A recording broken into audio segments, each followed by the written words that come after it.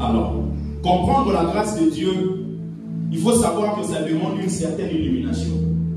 Les choses de Dieu demandent une certaine illumination. Que vous soyez éclairés. C'est pour cela, Éphésiens chapitre 1er, le verset 18, l'apôtre Paul priant pour les Éphésiens, il dit qu'il illumine les yeux de votre cœur pour que vous sachiez quelle est l'espérance qui s'attache à son appel, quelle est la richesse de la gloire de son héritage qu'il réserve aux saints. Qu'il illumine les yeux de votre cœur. Aussi longtemps que vos yeux ne sont pas illuminés, vous serez toujours ignorants. C'est pour ça que vous allez voir, nous sommes dans une génération, dans un monde où beaucoup de personnes parlent, mais très peu de personnes connaissent. Beaucoup d'ignorants confirment des choses. Parlons de la grâce. Vous le savez, la grâce est une faveur imméritée. Parce que grâce, en grec, c'est charis. C-H-A-R-I-S. Charis, qui signifie une faveur imméritée. La grâce signifie aussi l'habilité donnée par Dieu pour opérer au-delà des capacités naturelles. C'est-à-dire que quand Dieu vous fait grâce, il vous donne l'habilité, la possibilité d'opérer au-delà des capacités naturelles. C'est pour cela que la Bible déclare, par exemple, par rapport aux gens de la Macédoine, la Bible dit que malgré leur pauvreté, ils ont manifesté une certaine forme de générosité qui va au-delà de leurs moyens. Pourquoi? Parce que la grâce de Dieu était sur eux.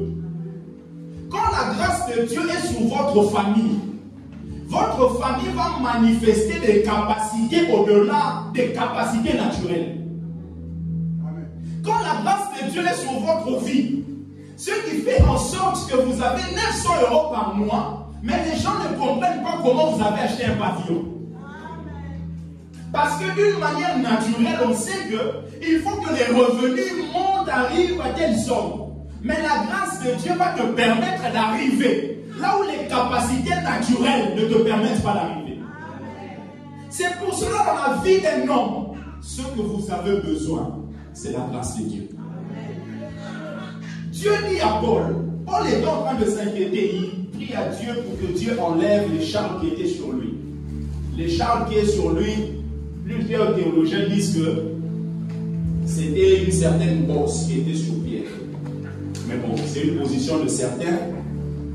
Mais nous croyons que c'était des difficultés que Paul rencontrait. Parce que les charmes, quand vous lisez dans Nombre chapitre 33, la Bible déclare que lorsque le peuple est arrivé, le peuple va arriver à la terre promise, Dieu dit, si vous désobéissez, ce peuple qui est là-bas, parce que quand ils allaient hériter, ils n'allaient pas trouver un terrain vide. En fait, c'était une terre qui était habitée. C'est pour ça que vous avez des problèmes jusqu'à présent au Moyen-Orient. Parce que Dieu n'a pas donné une terre vide au peuple qui était à lui. Dieu leur a dit, vous allez posséder, mais cette terre est occupée. Donc, vous allez aller déraciner ceux qui sont là. Donc, Dieu dit, si vous vous comportez mal, ce peuple sera pour vous comme une écharpe. C'est-à-dire que des gens qui pourront être comme des... Vous voyez des gens qui mettent des bâtons sur votre chemin pour vous empêcher d'évoluer et d'avancer comme il se doit. Donc l'apôtre Paul, les charges dont il s'agit, c'est des difficultés qu'il rencontre. Il a été emprisonné, il a été tabassé, il a été tapé, il a connu même des choses horribles. Et tout ça là, c'était pour l'empêcher de pouvoir se glorifier par rapport à toutes les capacités que Dieu lui a données. Parce que l'apôtre Paul est venu en retard par rapport à d'autres apôtres, mais il a fait ce que beaucoup d'apôtres n'ont pas fait. Donc la grâce de Dieu.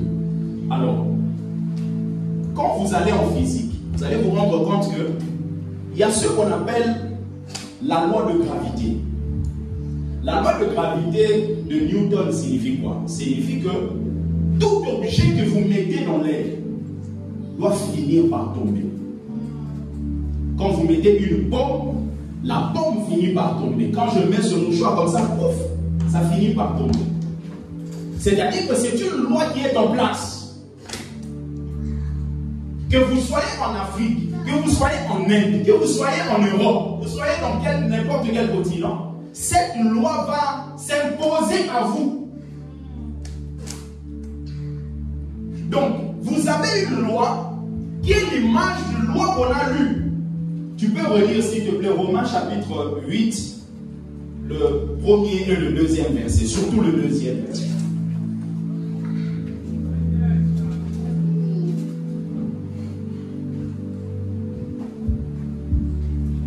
Maintenant, ceux qui sont unis au Christ Jésus ne peuvent plus être condamnés. Oui. En effet, que quand quelqu'un est uni au Christ Jésus, oui, la loi pour lui, c'est l'Esprit Saint qui donne la vie. Oui. Cette loi m'a libéré de la loi du péché et de la mort. Voilà. Donc ici, l'apôtre Paul parle de deux lois. Vous avez la loi de la mort et vous avez la loi de l'Esprit Saint. Donc, quand la loi de l'Esprit Saint vient, la loi de la mort est bannie. Dans le monde naturel, vous avez la loi de la gravité. Cette loi s'impose à tout le monde. La loi de la mort s'impose à tout individu. Parce que la loi, c'est un pédagogue. Un pédagogue dans les temps anciens, c'était quelqu'un qui s'occupait d'un enfant immature jusqu'à ce qu'il va atteindre sa maturité.